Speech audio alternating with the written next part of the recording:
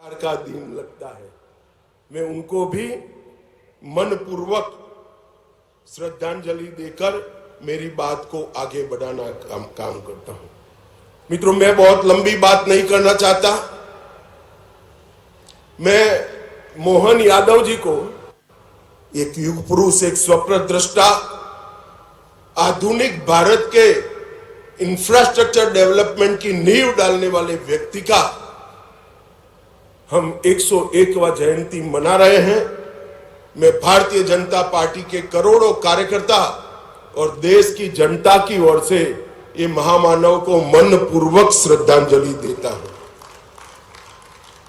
आज मदन मोहन मालवीय जी की भी जन्म जयंती है। इन्होंने बनारस हिंदू विश्वविद्यालय की स्थापना से लेकर गांधी जी के सहयोगी के रूप में, बाद में हिंदू महासभा के सृजन में और हिंदू विचार को, जो इस देश का मूल विचार है, इसको कोई संकोच के बगैर देश में प्रस्थापित करने का प्रयास किया। बाद में आगे चलकर वही बनारस हिंदू विश्वविद्यालय अनेक नेताओं को दिया जिन्होंने इस विचार को आगे बढ़ाया। भारत रत्न महामना मदन मोहन मालवीय जी को भी मैं हृदय पूर्वक श्रद्धांजलि देना चाहता हूं। मित्रों, आज भारत रत्न सी राजगोपालाचारी राजा जी का भी पुण्यतिथि का दिन है। एक ही दिन में दो भारत रत्न की जन्म जयंती और एक की पुण्यतिथि, ये दिन भी कोई विशेष प्रकार का दिन लगता है। मैं उनको भी मनपूर्वक श्रद्धांजलि देकर मेरी बात को आगे बढ़ाना काम करता हूं। मित्रों, मैं बहुत लंबी बात नहीं करना चाहता। मैं मोहन यादव जी को एक प्रकार से बधाई देना चाहता हूं, क्योंकि ये स्ट्रक्चर्ड इंडस्ट्रियल कॉन्क्लेव्स का शुरुआत नरेंद्र मोदी जी ने गुजरात से किया था।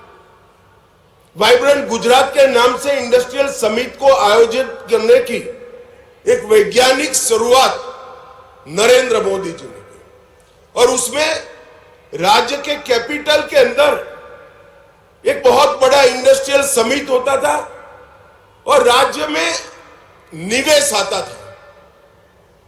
बहुत अच्छा प्रयास था, सफल भी हुआ। मगर मोहन यादव जी ने एक नई शुरुआत की है कि राज्य के संतुलित विकास के लिए क्षेत्रीय निवेश कॉन्क्लेव की शुरुआत की। ये मध्य प्रदेश के अंदर सभी क्षेत्रों में जो कॉन्क्लेव करने का और निवेश के भूमि पूजन के कार्यक्रम करने का इन्होंने शुरुआत किया है, वो सभी राज्यों में आने वाले दिनों में राज्य के संतुलित विकास के लिए बहुत फायदा करने वाले हैं। देखने में जब देखते हैं तब अमाउंट छोटे छोटे दिखते हैं, जैसे आज 2 लाख करोड़ का निवेश हो रहा है, मगर किसी को मालूम नहीं है कि 2 लाख करोड़ का निवेश इस क्षेत्र के लिए कितना बड़ा है, इस क्षेत्र की जनता के लिए कितना बड़ा है। राज्य का अगर संतुलित विकास नहीं होता है तो राज्य आगे नहीं बढ़ते हैं, क्योंकि हर क्षेत्र में एक पोटेंशियल पड़ा है। जैसे यहां पर मालवा और ग्वालियर चंबल के क्षेत्र में बहुत पुराना किसानों का उत्पाद कपास रहा, जाते जाते जाते विसरता गया, क्योंकि इसके उचित दाम नहीं मिलते थे। अब पीएम मित्र पार्क आया, तब वही परंपरागत क्षेत्र में निवेश पीएम मित्र पार्क ने किया और आज फिर से किसानों के लिए कपास एक मुनाफे का क्रॉप बनकर रहेगा। इस तरह से मध्य प्रदेश की सबसे बड़ी विशेषता है उसका भौगोलिक लोकेशन। आधे भारत को सप्लाई बहुत कम ट्रांसपोर्टेशन की कॉस्ट के साथ किया जा सकता है, मगर उसका 100% दोहन तभी हो सकता है कि मध्य प्रदेश में सिमेट्रिकली इंडस्ट्री लगे।